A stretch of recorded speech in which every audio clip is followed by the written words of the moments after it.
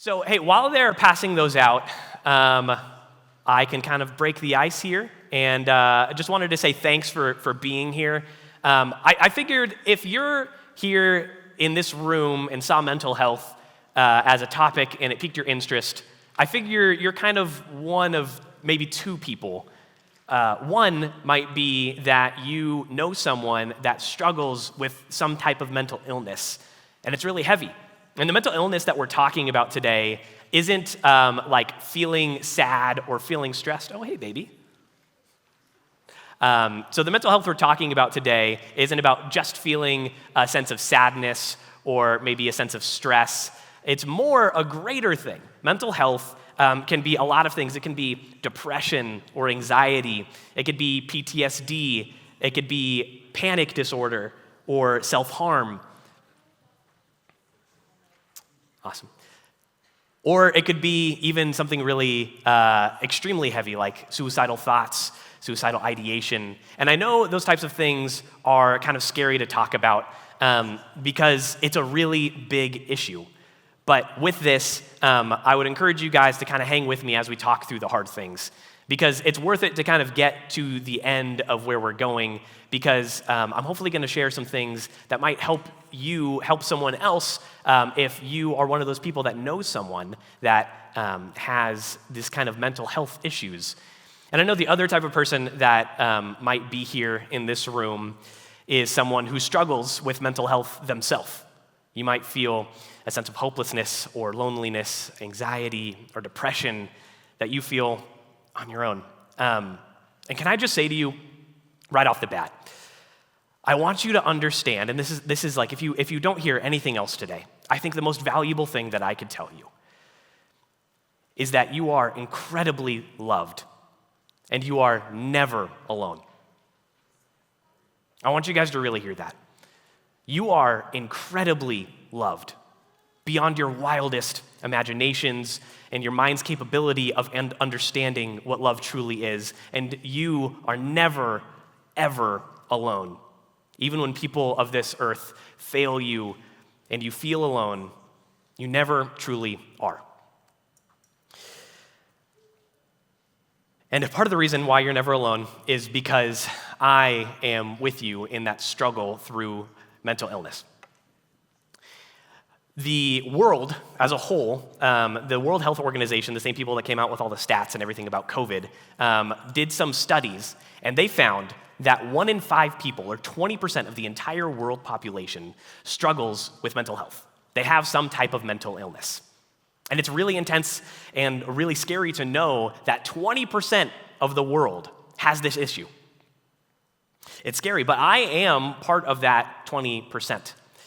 I shared this a little bit with you before, but I figured it would be helpful to kind of put Zach's sermon from last week or last Sunday into practice and kind of show some of my scars in hopes that you don't feel as alone as it might feel that you are.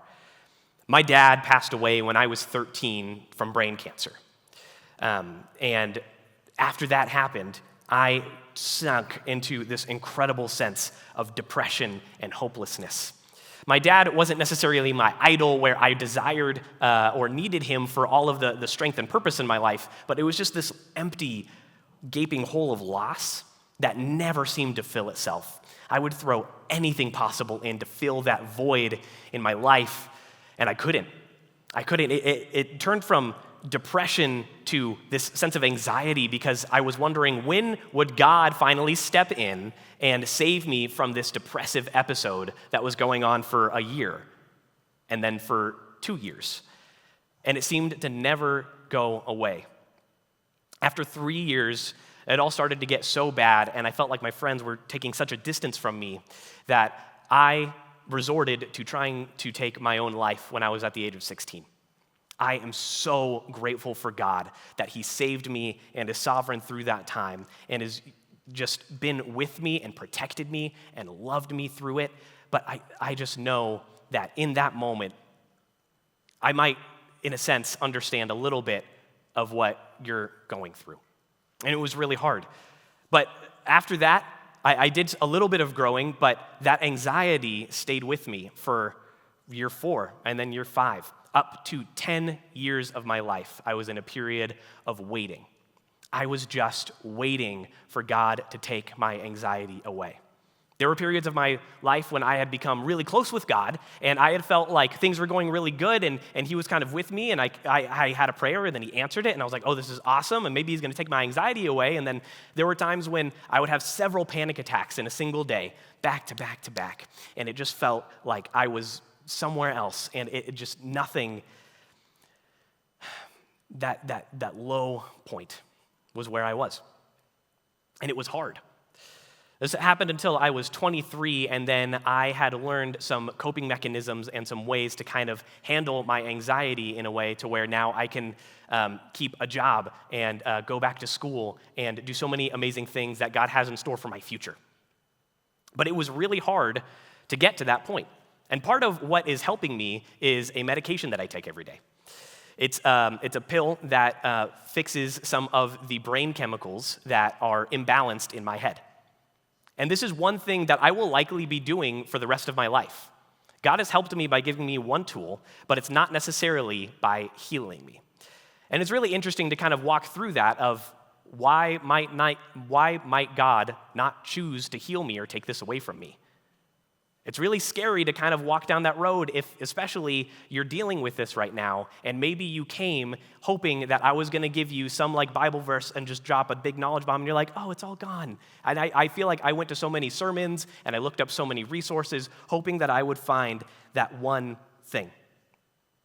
But I just want to kind of throw a disclaimer out there that I'm not going to, I feel like it would be helpful if I just talked about what I'm not going to talk about first. What I'm not going to talk about is what might be causing your mental illness. It could be for a multitude of different reasons. Mental illness is really complicated, and there are so many different reasons why you might be struggling with it. But I feel like that might be something that you can maybe talk to someone about, maybe like a therapist, and they can help you work through maybe like a root cause, or maybe it's a brain chemistry thing, or maybe it's the trauma in the past, or something that you're working through. But I'm just not able to kind of tell you what's going on, especially because I feel like so often I've heard that stress or depression just comes from a lack of faith in God.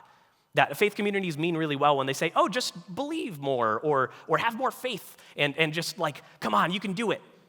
Or even that mental health is hardly real, that it's not even an issue and it's just kind of like, why don't we just all build a bridge and get over it and stop crying? And if you've heard that from a church, from Crossroads, from any of us, gosh, I hope you haven't, but if you have, I just wanted to say from here, I'm sorry, and I hope that today we can kind of start peeling back some of those layers and learn what God really has to say about this kind of stuff. But the other thing that I don't want to talk about is how to necessarily get rid of your mental illness.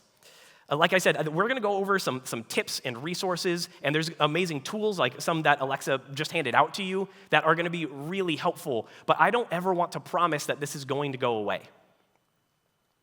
And there's a really big reason why I don't want to promise this, and it's because there is no promise that it will go away. This is a really hard truth, a very uncomfortable truth that I want you guys to get used to. It's that God doesn't promise you mental health.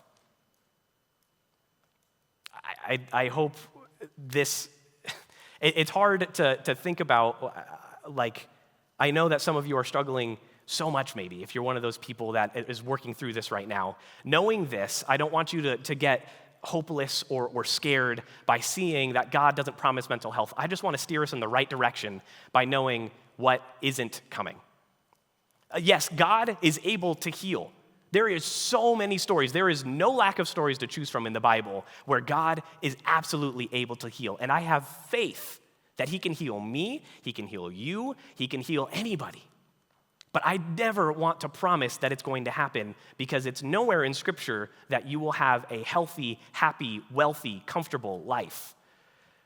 In fact, one of the reasons why I am so adamant about making sure we understand this is this verse in 1 Peter. He says, "Beloved, do not be surprised at the fiery trial when it comes upon you to test you, as though something strange were happening to you. But instead rejoice, insofar as you share Christ's sufferings, that you may also rejoice and be glad when his glory is revealed. I want to focus on that first part for a second of not being surprised. He's basically saying fiery trials, suffering, maybe even mental illness is a near guarantee. Like, life is hard. And I know that's not a surprise to any of you. But I just want you to have this kind of lens on when we're talking about this of sometimes there is a purpose in our suffering. The second part of this verse 13, is so amazing. Rejoicing in suffering is a weird thing to do. It is a muscle that you have to work out and to grow intensely. It is an intentional effort that you have to walk through. But rejoicing in suffering is something that we do as we walk towards becoming more like Jesus. If you don't know Jesus and you're maybe here just to kind of get some helpful tips and everything, that's really great. But I know that you are kind of like in the right space at Crossroads and at 612, and I hope you feel welcomed here. But in a sense, like Jesus is an amazing role model that maybe you could explore walking towards this path of what does it look like for me to become more like Christ. And one of the things that Jesus did for us when he came to earth was with a big specific purpose, and it was to suffer a crazy death and be crucified on a cross. That is one of the characteristics of Jesus. He is a son of suffering and of torment. He was spit on and made fun of and hurt incredibly badly. I can't imagine having nails pinned through my body. That's crazy. But when you go through something like that, and we don't let it be pointless, we can allow ourselves to become more like Christ, and we can even, like verse 13 says, rejoice and be glad when his glory is revealed. Because at the end of the day, this life isn't everything. We talked about living forever in one of those worship songs that we had sang just a few minutes ago. And our life starts now, and it goes through eternity. So this life isn't everything. And it's really interesting to talk about the ways Jesus might have suffered, because I think when Jesus was about to suffer, when he was about to be captured, to be put on the cross, to suffer a criminal's death, it was really scary because he knew it was coming. And I wanted to take a look at how did Jesus handle this stressful situation. So here's what we're going to look at. If you have a Bible with you, feel free to turn it to Matthew 26. Matthew chapter 26, verse 36 is where we're going to start. And as you turn, the first thing that we're going to look at is that Jesus chose his close friends to be with him. We're going to look at Jesus' strategy of how he dealt with this. And what I want to kind of get a good understanding of right off the bat is that he chose his close friends to be with him. We'll read this in Matthew 26, verse 36 and 37. It says, "Then Jesus went with them to a place called Gethsemane. And he said to his disciples, 'Sit here while I go over there and pray.'"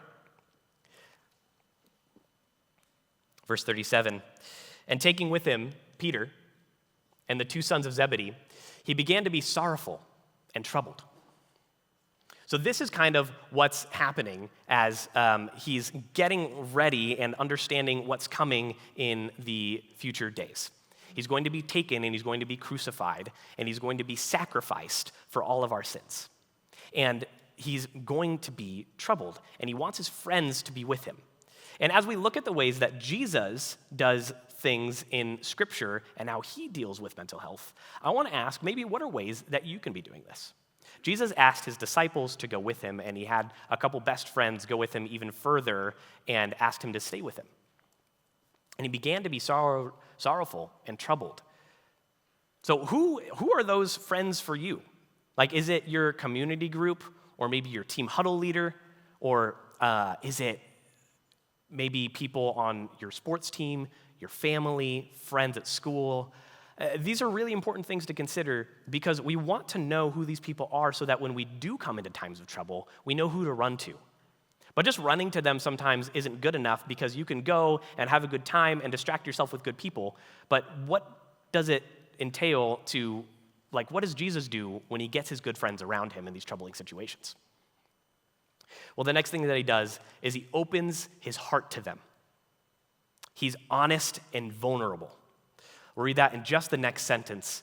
He says to them, "My soul is very sorrowful, even to death."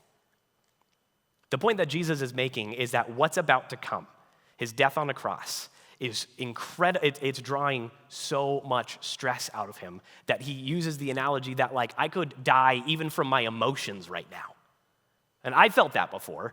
It's a really difficult thing to kind of walk through an upcoming, like, stressful situation. And, I wouldn't say that Jesus was suffering from a mental illness here, but I like knowing that Jesus was anxious in the ways that I might have been anxious too. Jesus is fully man, and he's felt a lot of fully man emotions. And I think stress and anxiety, or like an upcoming sorrowfulness or depression, is so key to understand how Jesus, as God, doesn't just sit on high and look down at the ways that you interpret things and like, oh, you're so, pity for crying today. Like he gets what you're going through. But the big thing is that he opens up his heart to the community around him. And his community around him is able to then help him through this. So those friends that we talked about, maybe people on your sports team or your team huddle or people at home, those are people that when you go to them, you have to be brave enough to be honest with them.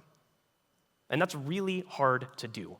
But it's a powerful, powerful weapon against mental illness, is to be open with people and to let them know what's going on in your life. The next thing in Jesus' strategy is he asks for their partnership in this battle. Jesus doesn't want to go through this alone. He is fully God. He is fully able to go through it alone. But he came as an example to show us what it's like to walk through something like this. Jesus says to them, "My soul is very sorrowful, even to death." And he continues, "Remain here and watch with me." He asks them to partake in this part of him going off to pray.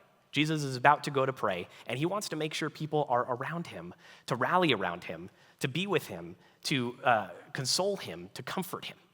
Like these are the things that we can be asking from our friends and turn them from friends into battle-ready friends. To get the people in our lives around us in a way that would eventually help us struggle through something like this. What Jesus does next is he withdraws and he presents his requests to God. We see this in the next verse. He's going a little further, and he fell on his face, and he prayed, saying, "My Father, if it be possible, let this cup pass from me." Now, the cup that Jesus is referring to is a cup of bitterness. It's not like a real cup. It's more of a metaphorical, analogy. It's like if you were to get a cup of just pure black coffee with like way too many coffee grounds. It is way too strong. It just like over roasted. It's like, it just tastes like charcoal and burnt and just like really gross. I don't want to drink something like that. And it's that cup of bitterness that Jesus is talking about, where he doesn't want what's coming to come to him. It's going to be hard. Like he's battling his human flesh of knowing that he's going to be tortured and crucified. He's going to have a whip hit his back and tear out his flesh. He's going to have nails driven through his cross and through his feet. He's going to die. And he doesn't want this. So he presents his requests to God. And this is something that you can do. If you read something like the Psalms, it is so obvious when you start reading it that God can handle your big requests. He can handle your confusion, your doubts, your prayers of, oh my gosh, why in the world is this happening? He can handle it. And God can handle Jesus asking if there's any other way. Please let this pass from me. I don't want to do this. But the next thing that Jesus does, and this is incredibly important, is he trusted God's sovereign plan. What Jesus says next in this prayer, my Father, if it be possible, let this cup pass from me. And here's the key thing. Nevertheless, not as I will, but as you will. Not my will, but yours be done. That's what Jesus is asking. He's kind of modeling the Lord's Prayer that he taught his disciples on earth as it is in heaven. And it is just scary to ask. I know it might be comforting in some ways to kind of recognize that God is large and in charge and he's in control. But just like we talked about earlier, if you're going to walk towards being more like Jesus, I also want you to know what you're getting yourself into. It might be that God's will is not healing you right now. Like just because I break my leg and I come to church the next day and I pray really hard doesn't mean my leg's going to get healed. I mean, maybe. But there's no guarantee there. And this is something that Jesus is wrestling with, but he knows and trusts the good and sovereign God who is in control of all things and has a plan for what's happening before it even happens. God knows what's coming.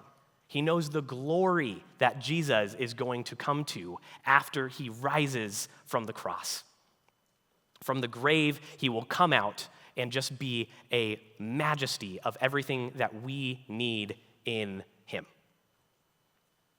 So what's God's response to this prayer? I wanted to jump over to, I think it's Luke's version of the story, Luke chapter 22. You feel free to flip there if you want, but I'll also have the slides on the screen with the scripture. This is what happens after Jesus prays in Luke. It says, there appeared to him an angel from heaven, strengthening him. So what didn't happen is God giving Jesus a revelation of, yeah, I actually agree with you. You don't have to do this. I know it would hurt a lot. So let's just skip that part and get to the happy-go-lucky, Jesus is good all the time kind of thing. What he does is he sends an angel specifically with the purpose of strengthening Jesus to be able to go through with this big plan. And it's scary. It's scary what Jesus has to endure. Like this is crazy. But the great thing is that God can offer the same strength to you. That when you pray and when you ask the God of strength, the God of comfort and peace, God can give these things to you. He might not always take it away, but he's available to give you what you need to get through the biggest battles in your life. I love Keith a little while ago shared in a sermon that it's a little silly to say that God won't put you through circumstances that you can't handle. And because it's true, I've gone through so many circumstances that I can't handle. Good God knows I can't handle a lot of the things that get thrown my way. But God can.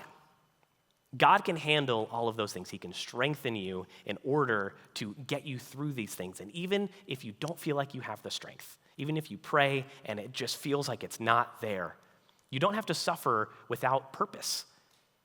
You can go through it and learn something from it or become an even better person from it. Or, I feel like I suffered from my mental illness in part to come talk to you today.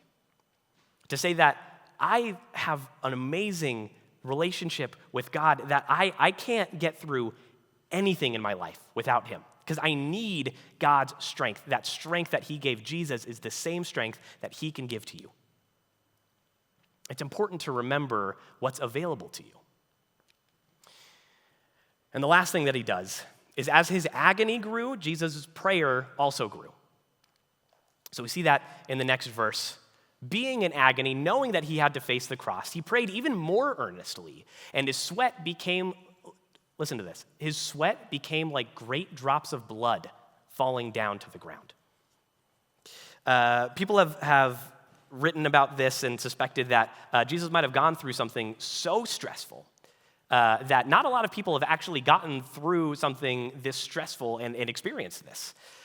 There are some scientists that think that Jesus was so stressed that his capillaries burst in his veins and out of his sweat glands came blood. That's how stressed he was. But I love what he did in response. Being in agony, he prayed even more earnestly than before. And that's a model that I think we can all get to. Is that when we're in agony, we have the source of strength that we need. We can get to that place of God providing for us whatever we need. So let's boil down kind of what Jesus did in just a couple, 3 action steps that I would love for you guys, I would love to encourage you to do. So one of them is get a battle-ready community. This is something that you can do today when you go back to your small group.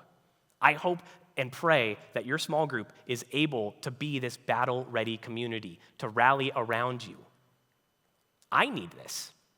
Literally just a few hours ago, I'll be quite honest with you guys, preaching and public speaking makes me very nervous. It's not like something that comes supernaturally to me. And I was just scared. I was anxious. I was feeling anxiety. I knew what I was going to preach on. And the devil started lying to me. He started whispering these things in my ear saying, you're not good enough. You're not healed. Why would you be able to talk about this? So I needed to go to my Battle Ready community. I needed to ask them to pray for me and to remind me of why God has me here. It was really helpful. It took so much weight off of my shoulders. And this literally happened today. And I hope that you're able to do this today. Like if you're going through this, like be brave enough to get your Battle Ready community and to be honest with them. And also be honest with God. Like I said, God can handle those big worries and concerns that you have. He can handle your confusion. He handled my 10 years of screaming lament prayers of, God, why in the world have you not taken away my anxiety? It's scary, but God pulled me through it. He gave me the strength that I needed to go through it. The other thing that I want you to do, kind of what Jesus modeled in the end, is a prayerful trust and an obedience in God's transformative plan that he has for us. I don't want your suffering to be without purpose. I don't want your suffering to be without purpose, and your suffering can have purpose. God might be asking you to wait on him through this series of pain so that he can transform you into being the person that he wants you to be. It's like a stone, like a diamond. Diamonds are really valuable, and I gave one to my wife when I asked her to marry me. But to purify that diamond, you put it in a fire. Or sometimes Jewel Smiths will like blowtorch it or put it through intense heat. And after it comes out of that fire, it becomes even more beautiful and resilient and sparkly. And it's amazing what can happen under pressure. And when you walk through these things with God, your suffering doesn't have to be without purpose. But again, you can do all three of these things. You can have a battle-ready community, you can be honest with them, and you can be honest in your prayers with God. You can be prayerful. You can trust and obey in what God has for you so that you can transform. And yet, I still want to remind you that God doesn't promise mental health. These things are really helpful, and I genuinely believe that they will help you in some regard. I feel like this is just like such a hopeless, like, oh my gosh, why in the world did I come to church? Like, it's the thing that I want you to remember is this, that God doesn't promise mental health, but he promises to be with you in any health. God doesn't leave you in the depths and the dirt. What he does is he's with you. If you're suffering, it doesn't mean that you have to then do it alone, because you're never alone, because God is with you. I love this psalm. It just paints such a beautiful picture. It's Psalm 139, verses 7 and 12. I wanted to read it with you guys. It says, "Where shall I go from your spirit? Or where shall I flee from your presence? If I ascend to heaven, you're there. If I make my bed in Sheol, or the depths or the grave, you're there.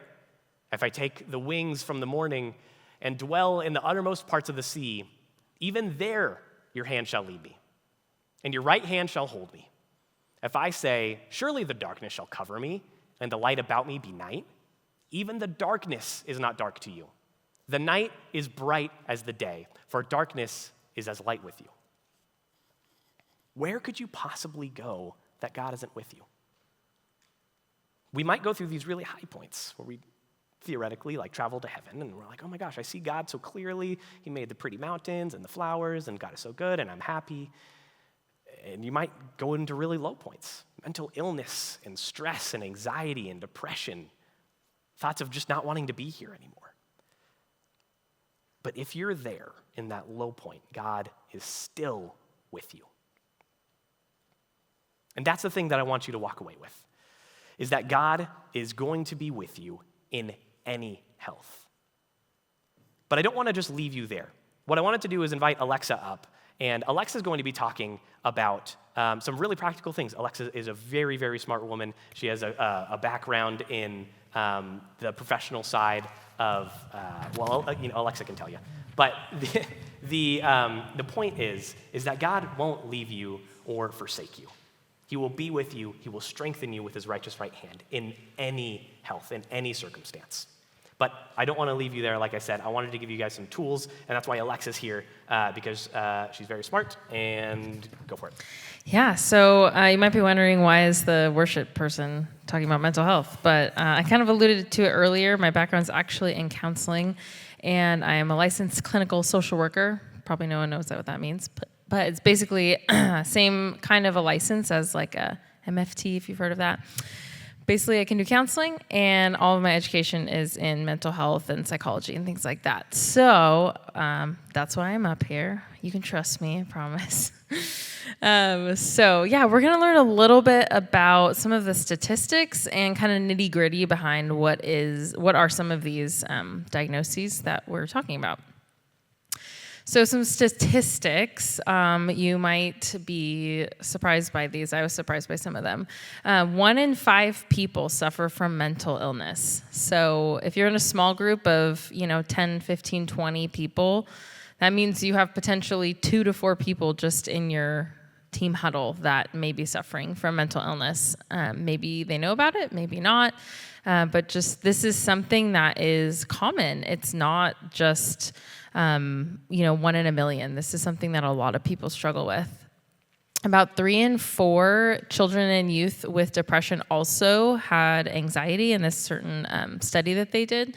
So there's a lot of overlap with those. And then this was the most surprising to me and sad, that in this survey in 2021, they surveyed hundreds of thousands of high schoolers across the country, and it said that 57% of girls in high school and 29% of guys report they experience persistent feelings of sadness or hopelessness. So that doesn't mean it has to be a diagnosis, but it's so common and even sadly normal to be experiencing this. You're not alone. If you are someone who's like, I am sad, I feel hopeless, I feel lost, I feel down, you are not alone. There's a lot of your peers who are struggling with this too. So why is that? Why is it that so many people your guys' age are struggling with this? And adults too, but there's a really, really particular struggle that that teenagers go through. There's a few things, but I'm going to get a little nerdy here, but genetics, right? There's a lot of reasons that in your DNA you can get passed down certain things, and we're going to watch a little video to tell you more about that. Oops, sorry. Oh no, I went too fast. Not yet. There's also, Ethan alluded to chemical imbalances in your brain. So there can be certain types of these things called neurotransmitters that you're getting more or less of. And if you have more of them, you might have a more natural happiness, natural joy. And it might be, if you don't have as much of that, it will be harder for you to feel that happiness. And so it's not something that's your fault. It's something that is a biological thing happening in your brain. Pruning is something that happens in all of your guys' age right now, 13 to 19, 20. So it's basically something that happens in your brain from 0 to like 8, 9, 10, 11, 12. You are just like building all the things you're learning. You're in school. You're just like exploding with knowledge.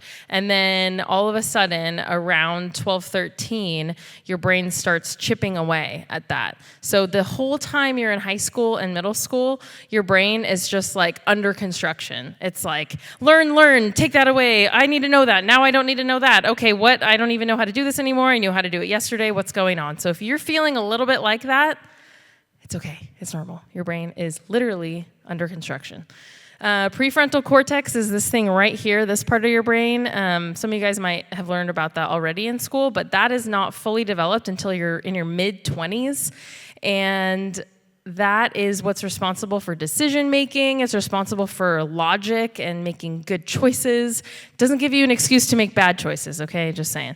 But it is kind of an explanation for why it's really hard to reason and be logical when you're a teenager. So tell your parents. The striatum, I don't know if I'm even saying that right, but that's what's responsible for like being feeling rewarded. So if you have your favorite food, or you see your favorite person, or you watch your favorite movie, or your sports team wins a game, the reward center in your brain is super overactive during these teen years, more than any other time in life, more than even like kids. So if you are getting rewarded for something, then you're gonna feel like extra super duper rewarded for that. Your happiness level is gonna shoot way up. And then if on the flip side of that, if you are feeling punished in a way, if you're feeling down, it's gonna feel way worse. So the spectrum of like down to super duper happy is way more intense than any other time of life. So if you're feeling some of those mood swings and that roller coaster of emotion, that's why. So now we're gonna watch a little video about the science of depression.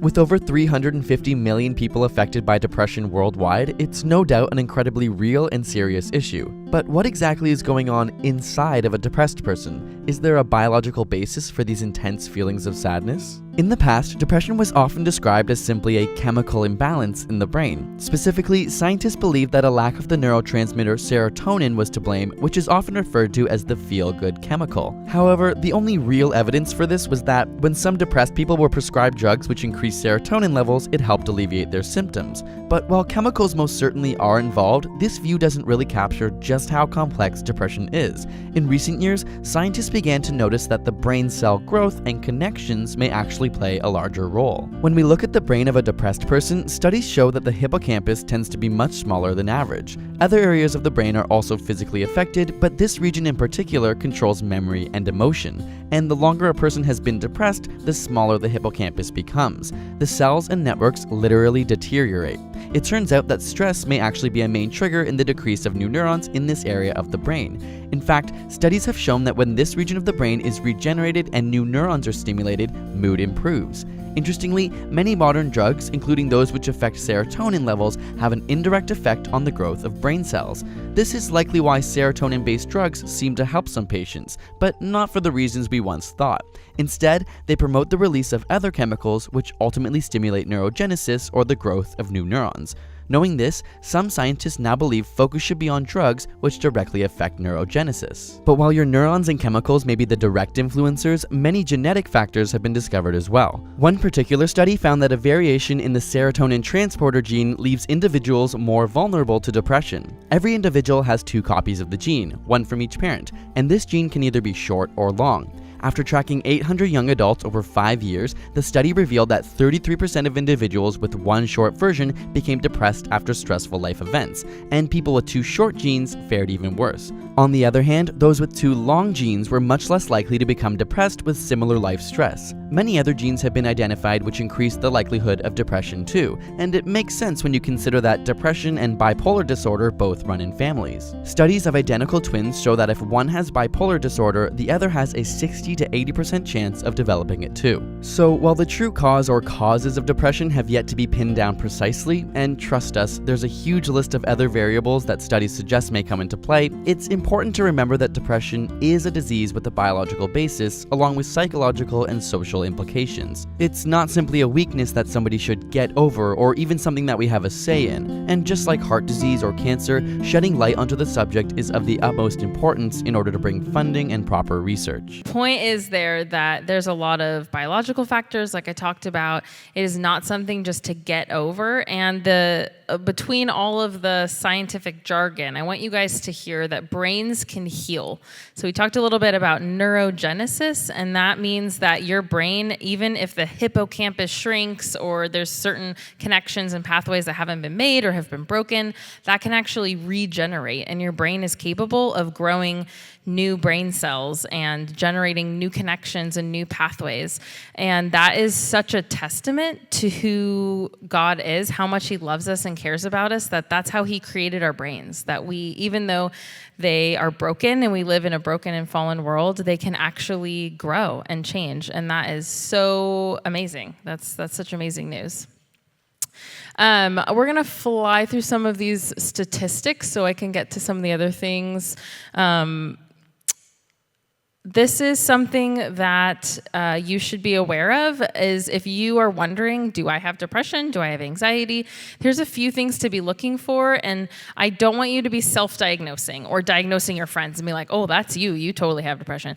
Don't do that. Even to yourself. That's something that you need to go see a professional and make sure they're actually doing the diagnosing and taking stock of kind of your life and who you are.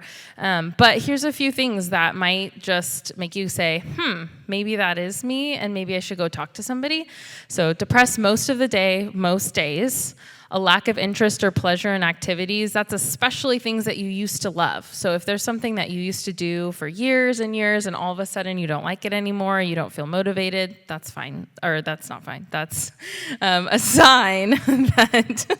It's fine, don't worry about it. And then changes in sleep, concentration, energy, changes in eating habits. So those are all just signs that something else might be going on. Before we talk really briefly about anxiety, I want to just have a little asterisk that stress can be a good thing. Stress is something that our bodies use to be safe. Stress is something that reminds us what's important in life sometimes. If we never stressed out about anything, we'd just be apathetic pretty much all the time. So it can be helpful, it can be good, and if you just sometimes we use the phrase like, I have anxiety about this, I'm really anxious, but that just might be stress. So keep that in mind as we talk about anxiety. So some of the information, it affects 1 in 10 young people, and my favorite fact about anxiety that you should know is that it often manifests in physical symptoms. So sometimes people will have unexplainable nausea or headaches or muscle pain or sleeping issues, and they go to the doctor, and the doctor's like, you're fine, nothing's wrong. It actually could be a sign of a mental health issue. So keep that in mind. And then just also a fact that panic attacks are different than anxiety. So you could have both potentially, but a panic attack is something that happens in a moment, and it might feel really long, but it lasts just a minute or a few minutes. But it feels very, very intense, and it feels like a biological event happening. That's just something to know. So similarly, if you're asking yourself, do I have anxiety? First thing to do is maybe look over some of these things that are common with anxiety, and then go see a therapist or a doctor or a psychologist. Don't diagnose yourself again. This is not meant to diagnose you, but it is meant to inform you that these are things to be aware of. If you're wondering, here's some things to look out for. So worry, restlessness, fatigue, concentration or sleep issues, being irritable. That's not something we always think of with stress. We might be like, oh, that person has an anger problem, or oh, I'm just angry all the time. Anger can also be a sign of depression or anxiety, not just anger. There's usually something else going on. And again, those unexplainable physical issues. I do want to make sure that you guys know a couple things about suicide as well. It doesn't necessarily mean that you have a mental illness or a diagnosis, but it is pretty incredible and shocking how common it is that someone has seriously considered suicide. 22%, or 1 in 5 people, 1 in 5 high schoolers. And then 18% made a plan to kill themselves at least once in the past year, and 1 in 10 reported having attempted it. And so with all that being said, I think it's just really important to know that it is somewhere around, here we go. Sorry, I got out of order a little bit. Do not keep dangerous promises. I know it's really easy to talk to your friends and be like, I'm never going to tell anyone. I will keep your secret safe with me. You can trust me. I'm not going to snitch. But this is not a promise that you can make in good conscience, because This is a life or death situation. So if you have someone in your life, whether it's a friend or a family member, that you are concerned about, that has told you point blank that they might be thinking of hurting or killing themselves, you need to tell an adult, a counselor, a parent, someone that they trust, someone that you trust, because it's one thing if they're mad at you, but it's more important that they're alive. So please, please, please, if you don't get anything else from my portion, please be safe and help keep other people safe, because this is a real problem and a real issue that's affecting a lot of people around you, whether you know it or not. So, couple last things here. Treatment options. So what do you do? Let's say you do get diagnosed with something, anxiety, depression, or XYZ. What happens? So one of the main ways that a therapist will work on that with you is called cognitive behavioral therapy. And that just means like brain action therapy, right? So it's this triangle of how your thoughts, behaviors, and emotions are all interconnected and woven together. And so a therapist will just work on that with you and like what behaviors and thoughts and emotions are all connected for you personally, and what are ways that we can sort of stop that cycle in its tracks so that we can help you make those new pathways in your brain and make sure that you can start to heal. Medication, as Ethan mentioned, is another option, and that's something that a doctor or psychologist would know more about, but I do just want to put up there that that is a huge option. Group therapy is another way. There's not just one-on-one. Sometimes it's helpful to have multiple people because you're not alone. And as we can see from these statistics, there's a lot of you guys who are going through this. So sometimes it's helpful to have your peers in a group with you to be like, yes, we are all in the same stage of life. We're all going through something. It might not be exactly the same, but just kind of reminds us that we can have a community. And then one of the papers that we handed out, it says my coping skills on it, I think, and I just put a few options there of some of my favorite things to remind people when they need a plan. So I believe that everyone, whether you have a mental illness diagnosed or you feel like you're just a regular old Joe, you need this thing in your life. So, because you're gonna have days where you feel down or anxious or just need a pick-me-up. And it's really hard if you're in that place to be like, what's gonna help me feel better? Because you're like, I feel like crap, nothing's gonna help me feel better. But if you have this piece of paper, then it will tell you what will help you feel better because you wrote it, so you know what helps you feel better personally. It's not me giving you suggestions, it's you writing it down. So I really, really encourage you guys to do that for yourselves. Write down favorite songs, favorite ways to feel calm, favorite ways to move your body, favorite quote or Bible verse, because then you'll have it as a go-to and you won't have an excuse to not do anything when you're feeling one of those more uncomfortable emotions, but you'll have something to do and somewhere to go to see what you can do. And you also have stickers that say the suicide hotline on them. So please put that somewhere. That is a good place for a sticker. I don't know. Yeah, I have that phone number in my contacts, and if ever I know someone that needs it, I can share it that way as well. And then the last resource that we have for you is something that actually Pastor Keith came up with, and it is this like form of prayer where you can kind of walk through these biblical truths about who you are in Jesus. I said earlier that you might need the strength just to get through the next day or to get out of bed or to do something hard. And these are things that God says about who you truly are. So I would encourage you, next time you're feeling down, confused about who you are, just needing the strength to get through the day, find something in there that stands out to you, something that you need, and pray it because it's true about you if you're in Christ. Again, if you need anything, if you want to talk, if you have questions or concerns, come talk to Alexa and I. We'll be here afterwards, but I do want to give you time to go back to your small groups and discuss with them. We're a little late, so please send an apology towards your leaders, but you guys are dismissed, and we're praying for you, and we love you.